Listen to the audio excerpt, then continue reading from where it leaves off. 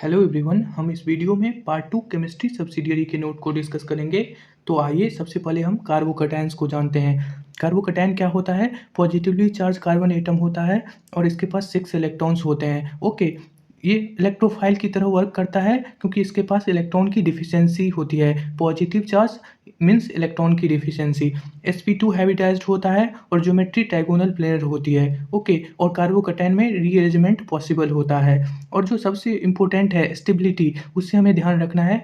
सबसे ज़्यादा जो स्टेबिलिटी होती है वो टर्शरी का होता है, फिर सेकेंडरी का, फिर प्राइमरी का, फिर CH3+ का। जो स्टेबिलिटी ऑफ कार्बोकैटायन होती है वही स्टेबिलिटी फ्री रेडिकल के लिए भी वही ऑर्डर होता है जो स्टेबिलिटी ऑफ कार्बोकैटायन के लिए ऑर्डर होता है। ओके, ये जो है ना, ये जो कार्बोकैटायन है, कार्बन पर पॉजिटिव चार्ज है तो कार्बोकैटायन है। तो ये कितने कार्बन से अटैच है? ये कार्बोकैटायन 3 कार्बन से अटैच है। मीन्स ये 3 डिग्री कार्बोकैटायन है। मीन्स इसे ही बोलते हैं टर्सरी कार्बोकैटायन। ओके, ये वाला पॉजिटिव, ये जो पॉजिटिव चार्ज है कार्बन पर, तो ये वाला जो कार्बन है वो कितने कार्बन से अटैच है? 2 कार्बन से, तो इसे बोलते हैं सेकेंडरी कार्बोकैटायन। और ये वाला कार्बन कितने कार्बन से, ये वाला कार्बन जिस पर पॉजिटिव चार्ज है कितने कार्बन से अटैच है? 1 कार्बन से अटैच है तो इसे बोलते हैं प्राइमरी कार्बोकैटायन। तो स्टेबिलिटी सबसे ज़्यादा टर्शरी का, फिर सेकेंडरी का, फिर प्राइमरी का होता है। ओके, इसके बाद CH3+ का होता है। इतना बात को ध्यान रखना है। और CH3 कौन सा इफेक्ट शो करता है? प्लस आई इफेक्ट शो करता है। CH3 इलेक्ट्रॉन सप्लाई करता है जिससे कार्बन पर पॉजिटिव चार्ज कम होता है। मीन्स इससे कंपाउंड्स को स्टेबिलिटी मिलती है। ओके, इसके बाद हम कार्बो एनायन को जानेंगे। Carbanion negatively charge carbon atom होती है। ओके, और ये न्यूक्लियोफाइल की तरह वर्क करता है। क्यों? क्योंकि इसके पास निगेटिव चार्ज है तो इलेक्ट्रॉन रिचनेस है इसके पास, तो ये न्यूक्लियोफाइल की तरह वर्क करेगा। और ये sp3 हैबिटाइज्ड होता है और ज्योमेट्री ट्राइगोनल पिरामिडल होती है और 8 इलेक्ट्रॉन्स स्पीसीज है carbanion. Okay, stability of carbocation होता है ना, उसका अपोजिट ऑर्डर रहता है इसका। सबसे ज़्यादा CH3 का, फिर प्राइमरी का, फिर सेकेंडरी का, फिर टर्सरी का। ये होता है कार्बो एनायन के स्टेबिलिटी ऑर्डर। ध्यान रखना है, स्टेबिलिटी पूछे जाते हैं। ओके, इसके बाद हम हाइब्रिडाइजेशन को जानते हैं। हाइब्रिडाइजेशन क्या होता है? हाइब्रिडाइजेशन होता है number of localised lone pair plus sigma bond. क्या होता है hybridisation? Number of localised lone pair plus sigma bond. तो यदि 2 आता है हाइब्रिडाइजेशन तो sp होगा उसके लिए हाइब्रिडाइजेशन। 3 आता है तो sp2 होगा। 4 आता है तो sp3 होगा और 5 आता है तो sp3d होगा। ये 2 3 4 इतना तक याद रखना है कि 2 के लिए sp होता है, 3 के लिए sp2 होता है और 4 के लिए sp3 होता है। ओके, इसके बाद जो सिंगल बॉन्ड होती है ना, उसमें एक सिग्मा बॉन्ड होता है। जो डबल बॉन्ड होती है उसमें एक सिग्मा बॉन्ड और एक पाई बॉन्ड होता है। और जो ट्रिपल बॉन्ड होते हैं ना, उसमें एक सिग्मा बॉन्ड और 2 पाई बॉन्ड होता है। इसके बाद हम इसको एक एग्जांपल से समझते हैं। ओके, एक बेंजीन ले लेते हैं और इसमें हमें हाइब्रिडाइजेशन किसी भी कार्बन एटम का निकालना है और कितने सिग्मा और पाई बॉन्ड हैं इसमें ये भी निकालना है। तो कितने इसमें सिग्मा बॉन्ड है, टोटल कितने बॉन्ड हैं इसमें? टोटल इसमें 6 बॉन्ड है। 6 बॉन्ड है प्लस एक हिडन हाइड्रोजन है प्रत्येक कार्बन के पास। तो 6 + 6 टोटल 12 बॉन्ड हैं। तो 12 सिग्मा बॉन्ड होंगे। कितने होंगे सिग्मा बॉन्ड? 12 सिग्मा बॉन्ड होंगे। एक हाइड्रोजन, सभी कार्बन के पास एक एक हाइड्रोजन है ना जो छुपा हुआ है। तो और 6 बॉन्ड दिख रहा है तो टोटल 12 सिग्मा बॉन्ड है। ओके, और नंबर ऑफ पाई बॉन्ड कितना है? डबल बॉन्ड 3 है तो पाई बॉन्ड 3 होगा। तो total number of sigma bond कितने हैं? 12 हैं। और नंबर ऑफ पाई बॉन्ड कितना है? 3 है। और किसी भी कार्बन का हाइब्रिडाइजेशन निकाल लीजिए। इस कार्बन का हाइब्रिडाइजेशन जैसे निकालेंगे तो कितना सिग्मा बॉन्ड बना है? एक पाई बॉन्ड में एक सिग्मा बॉन्ड होता है और एक सिंगल बॉन्ड में एक सिग्मा बॉन्ड होता है, तो 2 सिग्मा बॉन्ड है। और लोन पेयर तो है नहीं यहाँ, तो टोटल कितना आ जाएगा? Lone number of localised lone pair plus sigma bond. तो लोकलाइज्ड लोन पेयर तो 0 है, लोन पेयर है ही नहीं, plus number of sigma bond कितने हैं? 2 है, तो 2 आ जाएगा टोटल। तो 2 के लिए क्या होता है? 2 के लिए ये यहाँ क्या पढ़े थे? sp। तो हाइब्रिडाइजेशन हो जाएगा sp। तो यहाँ प्रत्येक कार्बन का हाइब्रिडाइजेशन sp होगा। ओके, तो ऐसे ही हम हाइब्रिडाइजेशन निकालते हैं। इसके बाद हम कार्बीन पर आते हैं। कार्बीन क्या होता है? कार्बीन इलेक्ट्रॉन डिफिशिएंट स्पीसीज होते हैं। इसके पास 6 इलेक्ट्रॉन होता है और 2 नॉन बॉन्डेड इलेक्ट्रॉन्स होते हैं। ओके, sp2 हाइब्रिडाइजेशन होता है और इलेक्ट्रॉन की डिफिशियंसी है तो लुईस एसिड की तरह बिहेव करेगा। ओके, ये 2 तरह के होते हैं। कार्बीन जो होते हैं वो 2 तरह के होते हैं। एक होता है सिंगलेट कार्बीन और दूसरा होता है ट्रिपलेट कार्बीन। कितने तरह के होते हैं? 2 तरह के होते हैं। एक सिंगलेट कार्बीन होता है, दूसरा ट्रिपलेट कार्बीन होता है। तो सिंगलेट कार्बीन होता है जब दोनों इलेक्ट्रॉन्स सेम ऑर्बिटल्स में जाते हैं और उसके पास अपोजिट स्पिन होता है। Okay, when both electrons go into one orbital and have opposite spin. Okay, तो S इज़ इक्वल टू 0 आता है, यदि दोनों इलेक्ट्रॉन्स एक ही ऑर्बिटल में गए तो S इज़ इक्वल टू 0 आएगा। तो S इज़ इक्वल टू 0 आएगा तो स्पिन मल्टीप्लिसिटी का वैल्यू क्या आएगा, 2s प्लस 1 तो 1 आ जाएगा। S का वैल्यू यहाँ 0 पुट कर देंगे तो S स्पिन मल्टीप्लिसिटी का वैल्यू 1 आएगा। और ये जो होता है ना, ये sp2 हाइब्रिडाइज्ड होता है। क्या होता है? sp2 हाइब्रिडाइज्ड होता है और इसके बेंट स्ट्रक्चर होता है। ओके, क्या होता है स्ट्रक्चर? बेंट स्ट्रक्चर होता है। sp2 हाइब्रिडाइज्ड कैसे हुआ? 2 हाइड्रोजन्स हैं तो 2 सिग्मा बॉन्ड बनाएगा और एक 2 नॉन बॉन्डेड इलेक्ट्रॉन है, मीन्स एक लोन पेयर ऑफ इलेक्ट्रॉन है, तो टोटल 3 है, तो 3 के लिए sp2 होता है, तो हाइब्रिडाइजेशन हो जाएगी sp2 और बेंट स्ट्रक्चर हो जाएगा। और क्या है? डायमैग्नेटिक है। ओके, इसके बाद डायमैग्नेटिक है और ये लेस स्टेबल होता है ट्रिपलेट से। ठीक है, इतना बात को ध्यान में रखना है। इसके बाद ट्रिपलेट क्या होता है? व्हेन ट्रिपलेट कार्बन क्या होते हैं? When 2 electrons go into different orbitals and have same spin. Okay, S is equal to क्या होता है? 1 होगा यहाँ। S इज इक्वल टू क्या होगा? यहाँ 1 होता है और स्पिन मल्टीप्लिसिटी का वैल्यू निकालेंगे 2s प्लस 1 तो 3 आ जाएगा। इसके बाद ये sp हाइब्रिडाइज्ड होता है। ओके, और लाइनर स्ट्रक्चर्स होती है और पैरामैग्नेटिक होता है, ये मोर स्टेबल होता है। ट्रिपलेट कार्बिन क्या होता है? मोर स्टेबल होता है। इतने बात को ध्यान रखना है कि ट्रिपलेट कार्बिन सिंगलेट कार्बिन से ज़्यादा स्टेबल होता है। ओके, तो सेकेंड फेज पर आते हैं। अब हम एरोमेटिसिटी को जानेंगे। क्या चीज़ को जानेंगे? एरोमेटिसिटी। एरोमेटिसिटी क्या होती है? एरोमेटिसिटी में हमें वोकेल्स रूल को पढ़ना होता है। तो इसके लिए एरोमेटिसिटी के लिए कोई भी कंपाउंड एरोमेटिक रहेगा, उसके लिए जो क्राइटेरिया होती है उसे हम पढ़ेंगे। तो एरोमेटिसिटी, एरोमेटिक होने के लिए मॉलिक्यूल साइक्लिक होना चाहिए और कंप्लीट डीलोकलाइजेशन होना चाहिए। डीलोकलाइजेशन मीन्स कंप्लीट रेजोनेंस होना चाहिए। Complete delocalisation means complete resonance होना चाहिए। मॉलिक्यूल प्लेनर होना चाहिए और 4n+2 पाई इलेक्ट्रॉन्स रूल्स को फॉलो करना चाहिए, where n is equal to 0 1 2 3। तो ये जो 4n+2 पाई इलेक्ट्रॉन रूल है ना, इसे ही बोलते हैं हुकेल रूल। ओके, तो एक 1 नेगेटिव चार्ज को 2 पाई इलेक्ट्रॉन कंसीडर करेंगे, 1 डबल बॉन्ड को 2 पाई इलेक्ट्रॉन कंसीडर करेंगे और 1 लोन पेयर को 2 पाई इलेक्ट्रॉन कंसीडर करेंगे। अब देखिए एक एग्जांपल से समझते हैं। तो ये जो बेंजीन है ना, इसमें कितने पाई बॉन्ड है? 3 पाई बॉन्ड है। तो एक पाई बॉन्ड को 2 पाई इलेक्ट्रॉन कंसीडर करेंगे तो 3 पाई बॉन्ड है तो मीन्स 6 पाई इलेक्ट्रॉन होंगे। 6 पाई इलेक्ट्रॉन आ रहे हैं टोटल यहाँ। तो इसका मतलब ये हुआ कि जो n का वैल्यू है ना, n का वैल्यू यहाँ 1 है और यदि n का वैल्यू 1 है तो n इज इक्वल टू 1 आ गया। इसका मतलब है कि ये जो कंपाउंड है ये 4n+2 पाई इलेक्ट्रॉन रूल को फॉलो कर रहा है, मीन्स ये क्या है? एरोमेटिक है। ओके, इसके बाद हम रिएजेंट पर आते हैं। रिएजेंट पर आते हैं, आपको इस चीज़ का ध्यान रखना होगा कि 1 नेगेटिव चार्ज, 1 डबल बॉन्ड और 1 लोन पेयर 2 पाई इलेक्ट्रॉन के इक्वल होता है। इसके बाद रिएजेंट क्या होते हैं? रिएजेंट आपको 2 तरह के पढ़ने होते हैं। पहले तो जो इलेक्ट्रोफाइल होता है, जो न्यूक्लियोफाइल होता है, ये बहुत ही इंपॉर्टेंट है। इलेक्ट्रोफाइल क्या होता है? जिसके पास इलेक्ट्रॉन की डिफिशियंसी होती है और न्यूक्लियोफाइल क्या होता है? जिसके पास इलेक्ट्रॉन रिचनेस होता है।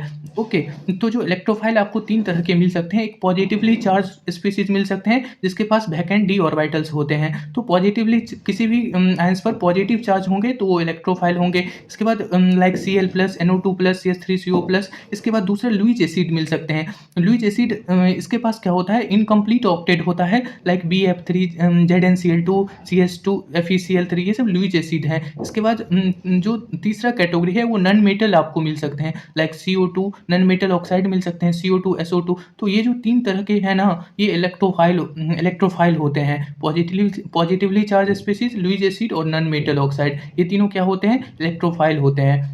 इसके बाद जो न्यूक्लियोफाइल होते हैं ना, इसे ये भी 3 तरह के, ये भी आपको 3 तरह के मिल सकते हैं। एक तो नेगेटिवली चार्ज स्पीशीज आपको मिल सकते हैं, ऐसे स्पीशीज जिस पे नेगेटिव चार्ज हो वो न्यूक्लियोफाइल होगा। इसके बाद लोन पेयर कंटेनिंग ग्रुप्स मिल सकते हैं, तो लाइक NH3, H2O, तो ये सब भी न्यूक्लियोफाइल होंगे। और जो बेंजीन, एल्कीन, इस टाइप का जो सबस्ट्रेट होता है, जो इलेक्ट्रॉन जिसके पास इलेक्ट्रॉन रिचनेस होती है, वो भी न्यूक्लियोफाइल होते हैं। ओके, तो ये सारे एग्जांपल्स और कैटेगरीज को ध्यान में रखना है कि आपको पूछेगा कि which of the following is nucleophile, तो आप आंसर दे सको। ओके, इसके बाद डाइजोटाइजेशन पर आइए। डाइजोटाइजेशन क्या होती है? जब एनिलीन को आप NaNO2HCl और 0 to 5 डिग्री सेल्सियस पर रिएक्शन कराओगे तो ये बेंजीन डाइजोनियम क्लोराइड मिलेगा। बेंजीन से N2+Cl- अटैच है। इसके बाद NaNO2HCl को ही जब रिएक्ट कराएंगे तो HNO2 बनेगा, या तो NaNO2+HCl गिवन रहेगा या HNO2 गिवन रहेगा। इसके बाद इसे ही बोलते हैं डाइजोटाइजेशन। इसके बाद इससे बेंजीन डाइजोनियम क्लोराइड से बहुत सारे रिएक्शन होते हैं,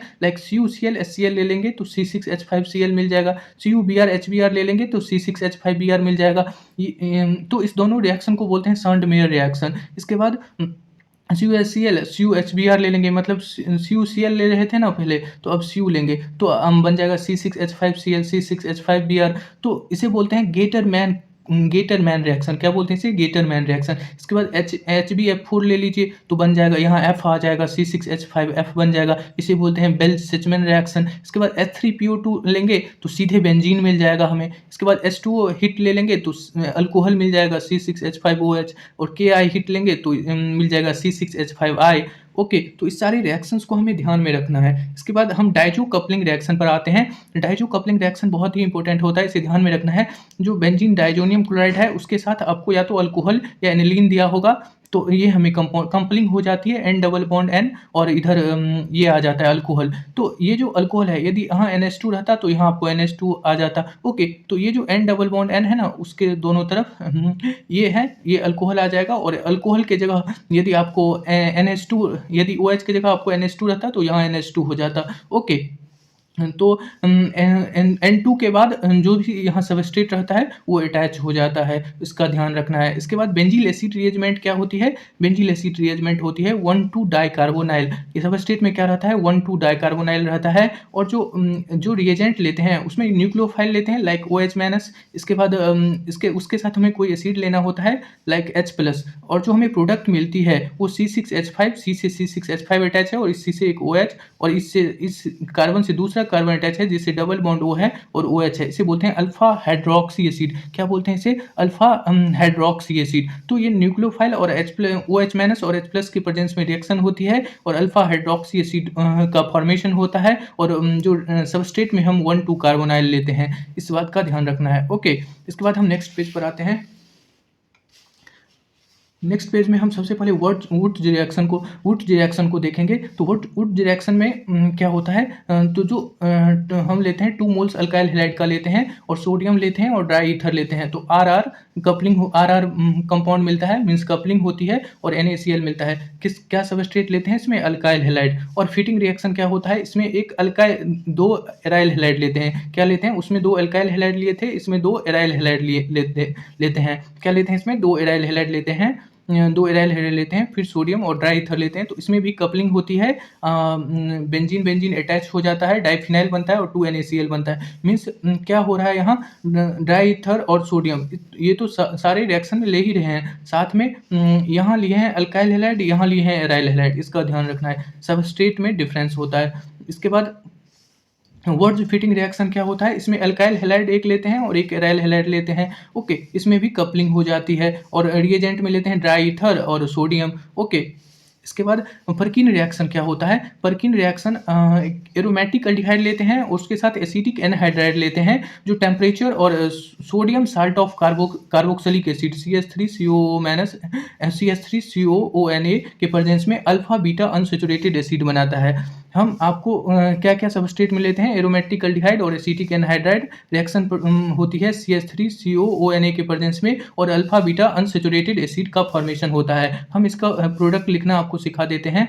क्या होता है? ये जो डबल बॉन्ड O है ना, तो डबल बॉन्ड O, और यहाँ से H2, तो H2O को यहाँ से निकाल दीजिए, यहाँ से O, और यहाँ CH3 है ना, तो यहाँ से 2 हाइड्रोजन्स को, तो यहाँ से H2O निकाल दीजिए, तो C डबल बॉन्ड C है ना, तो C डबल बॉन्ड, इसके बाद यहाँ CH आ जाएगा, ये वाला CH यहाँ आ जाएगा, इसके बाद CO, और इस वाला CO, और इसके बाद O है, और ये वाला जो टर्म है ना, O के बाद जो भी टर्म होगा उसे H एज्यूम कर लीजिए। तो ऐसे हम प्रोडक्ट लिख सकते हैं। C के बाद डबल बॉन्ड CH, ये वाला CH यहाँ अटैच हो जाएगा, इसके बाद उससे कनेक्ट है C डबल बॉन्ड O, और ये वाला O है, इसके बाद जो भी O के बाद होगा उसे H एज्यूम कर लीजिए। तो फाइनल प्रोडक्ट हम लिख सकते हैं, इसे बोलते हैं अल्फा बीटा अनसेचुरेटेड एसिड। ये एसिड है, और उसके अल्फा पोजीशन पर और बीटा पोजीशन पर अनसेचुरेशन है, इसलिए इसे बोलते हैं alpha beta unsaturated acid. Now जो इलेक्ट्रोफिलिक एरोमेटिक सब्स्टिट्यूशन होता है, ES means electrophilic aromatic substitution, उसका जो रेट होता है वो इलेक्ट्रॉन रिचनेस ऑफ सबस्ट्रेट पर डिपेंड करता है। जितना ज़्यादा इलेक्ट्रॉन रिचनेस होगा सबस्ट्रेट का, उतना ज़्यादा रेट होगा इलेक्ट्रोफिलिक एरोमेटिक सब्स्टिट्यूशन का। ओके, तो ये जो रिएक्टिविटी है टुवर्ड्स इलेक्ट्रोफिलिक एरोमेटिक सब्स्टिट्यूशन, वो इलेक्ट्रॉन रिचनेस पर डिपेंड करेगा, सबस्ट्रेट के इलेक्ट्रॉन रिचनेस पर डिपेंड करेगा। ये दोनों एक ही चीज़ें हैं, rate rate of electrophilic aromatic substitution और reactivity towards electrophilic aromatic substitution, दोनों चीज़ें एक ही हैं। तो जितना ज़्यादा इलेक्ट्रॉन रिचनेस होगा सबस्ट्रेट का उतना ही ज़्यादा रेट होगा। लाइक ये वाला जो बेंजीन है इस पर कोई इलेक्ट्रॉन रिलीजिंग ग्रुप कनेक्ट है, लाइक CH3 कनेक्ट है, तो इसका रेट ज़्यादा होगा क्योंकि इलेक्ट्रॉन रिलीजिंग ग्रुप सबस्ट्रेट को इलेक्ट्रॉन रिच बना रहा है। लेकिन यहाँ NO2 कनेक्ट रहेगा तो वो तो विड्रॉ करेगा इलेक्ट्रॉन, जिससे इलेक्ट्रॉन डिफिशियंसी आएगी रिंग पर। तो इससे इलेक्ट्रॉन रिचनेस कम होगा, तो इसका तब रेट कम होगा।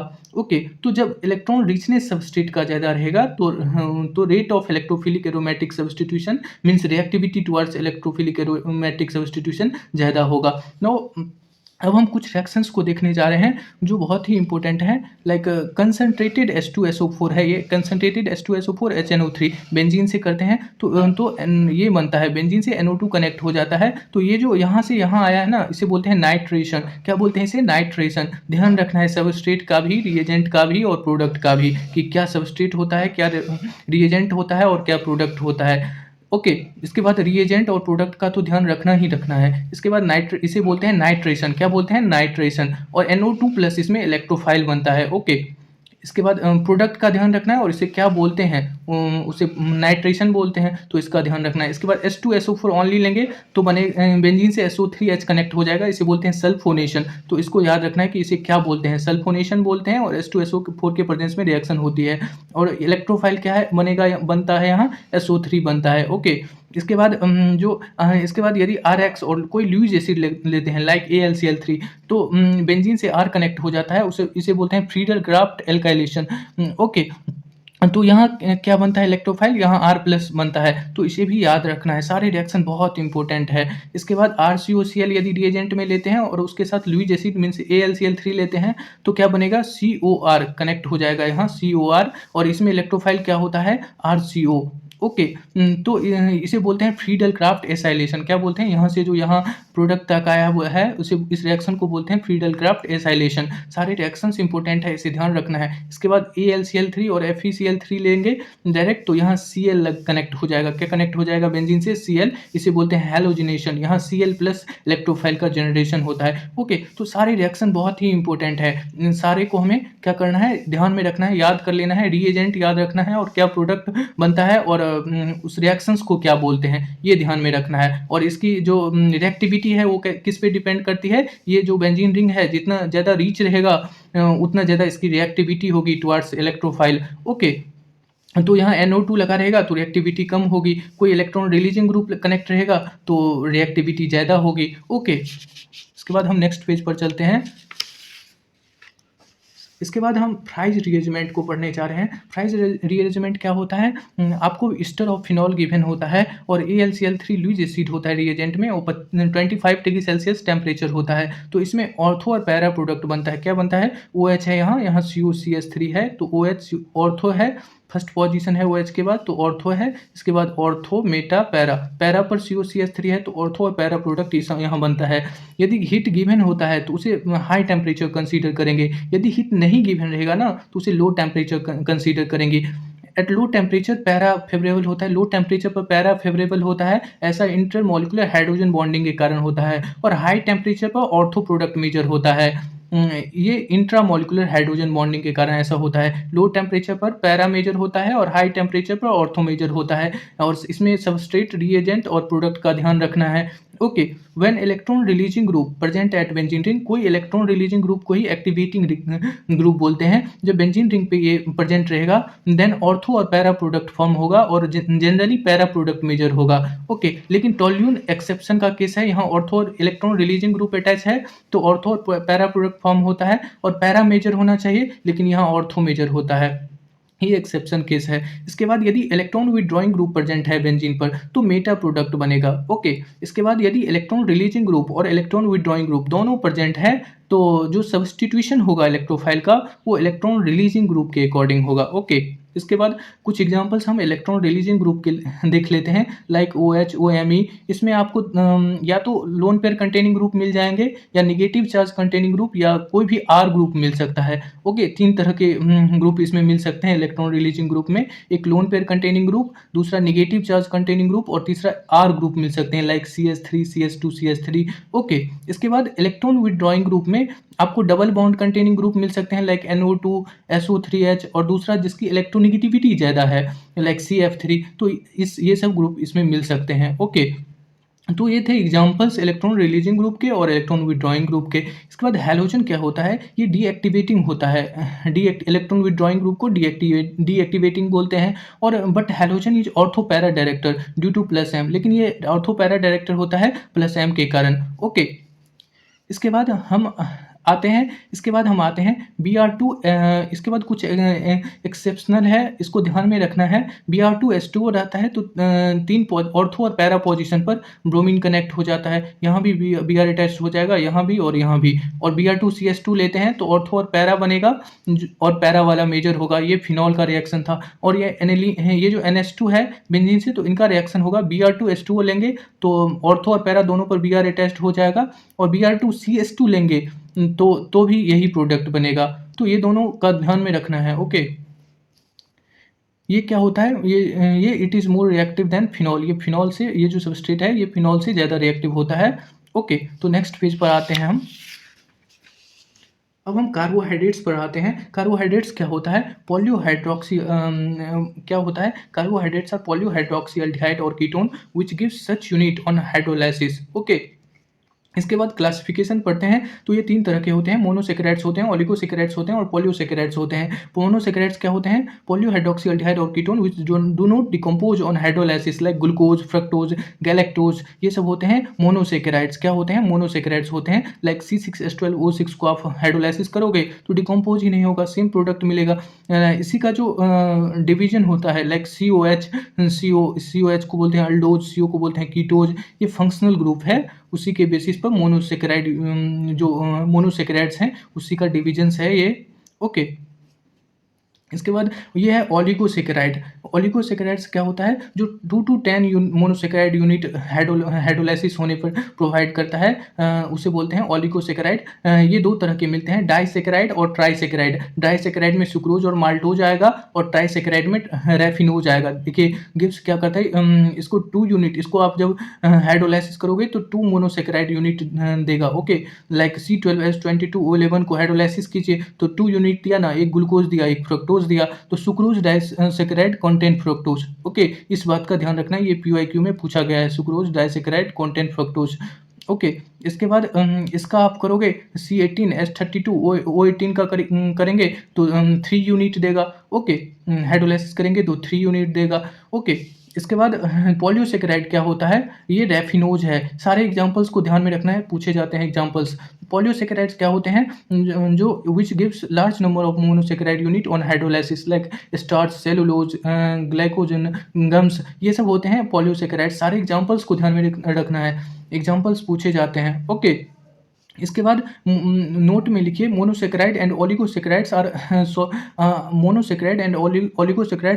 Soluble in water and sweet in taste, they are collectively known as sugar. Monosaccharide और ओलिगोसेकेराइड्स को शुगर बोलते हैं, और पॉलीसेकेराइड को नन शुगर बोलते हैं। ओके, पॉलीसेकेराइड को क्या बोलते हैं, नन शुगर बोलते हैं। इसके बाद रिड्यूसिंग शुगर क्या होते हैं, जो टॉलेंट टेस्ट और फेलिंग टेस्ट देता है उसे रिड्यूसिंग शुगर बोलते हैं। इसका example monosaccharide, aldose, ketose, lactose, maltose, ये सब होते हैं reducing sugar which gives Tollens test and Fehling test. Okay, इन सारे एग्जांपल्स को ध्यान में रखना है, एग्जांपल्स पूछे जाते हैं। इसके बाद नॉन रिड्यूसिंग शुगर क्या होते हैं, जो टॉलेंट टेस्ट और फेलिंग टेस्ट नहीं देते हैं, वो नॉन रिड्यूसिंग शुगर होते हैं। लाइक एग्जांपल सुक्रोज, ध्यान में रखना है एग्जांपल को। इसके बाद स्पेसिफिक टेस्ट क्या होता है, कार्बोहाइड्रेट के लिए मॉलिस टेस्ट होता है। ओके, इसे भी ध्यान में रखना है, स्पेसिफिक टेस्ट जो होता है कार्बोहाइड्रेट्स के लिए मॉलिस टेस्ट, तो इसको ध्यान में रखना है, ये PYQ में पूछे गए हैं।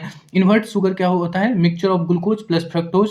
ओके, इसको भी ध्यान में रखना है। है। इन्वर्ट शुगर क्या होता है? Mixture of glucose plus fructose. इसके बाद cream of tartar is known as potassium bitartrate and it is powdered form of tartaric acid. Potassium bitartrate is also known as hydrogen tartrate, इसे ही बोलते हैं pot hydrogen tartrate. तो इसमें जो ये जो चीज़ें हैं इसे ध्यान में रखना है, ये PYQ में पूछे गए हैं। ओके, इसके बाद हम नेक्स्ट पेज पर चलते हैं, म्यूटा रोटेशन पर आते हैं। म्यूटा रोटेशन क्या होता है? The change in specific rotation of an optically active compound in solution with time to an equilibrium value is called mutarotation. Okay, alpha D glucose से ओपन चेन और ओपन चेन से beta D glucose मिलता है। Okay, reaction reversible होती है। Alpha क्या होता है? रोटेशन क्या होता है? डिग्री ऑफ रोटेशन 112 डिग्री, और यहाँ रहता है अल्फा का वैल्यू 52.7 डिग्री, और यहाँ रहता है 18.7 डिग्री। और जो ये अल्फा डी ग्लूकोज 36% प्रेजेंट होते हैं सॉल्यूशन में, और इसका क्वांटिटी होता है 0.02% और इसका 64%। ये सब ध्यान में रखना है। ओके, ये जो होते हैं बीटा डी ग्लूकोज, ये फॉर्म होते हैं क्योंकि ये इस फॉर्म में स्टेबल होते हैं क्योंकि इसमें OH इक्वेटोरियल पोजीशन पर होता है, और यदि OH इक्वेटोरियल पोजीशन पर है इसका मतलब है कि हिंड्रेंस कम लगेगा, हिंड्रेंस कम रहेगा। यदि हिंड्रेंस मीन्स भीड़ भाड़ कम रहेगा तो रिपल्सन नहीं होगी, इलेक्ट्रॉनिक रिपल्सन नहीं होगी और स्टेबिलिटी मिलेगी। ओके, तो इस फॉर्म में स्टेबल होता है। ओके, इसके बाद all reducing carbohydrate show mutarotation. जितने भी रिड्यूसिंग कार्बोहाइड्रेट्स होते हैं म्यूटा रोटेशन शो करते हैं। Example monosaccharide, disaccharides, maltose, lactose, ये सब म्यूटा रोटेशन शो करते हैं। इसके बाद ओसाजोन फॉर्मेशन में ध्यान रखिए कि जो सबस्ट्रेट रहता है वो ग्लूकोज रहता है या फ्रक्टोज रहता है, और 3 मोल और रिएजेंट में 3 मोल ऑफ फिनाइल हाइड्रोजन लेते हैं। क्या ध्यान रखना है? सबस्ट्रेट का ध्यान रखना है कि या तो ग्लूकोज रहेगा या फ्रक्टोज रहेगा, और 3 mole of hydrogen as a reagent given रहेगा और ओसाजोन का फॉर्मेशन होगा।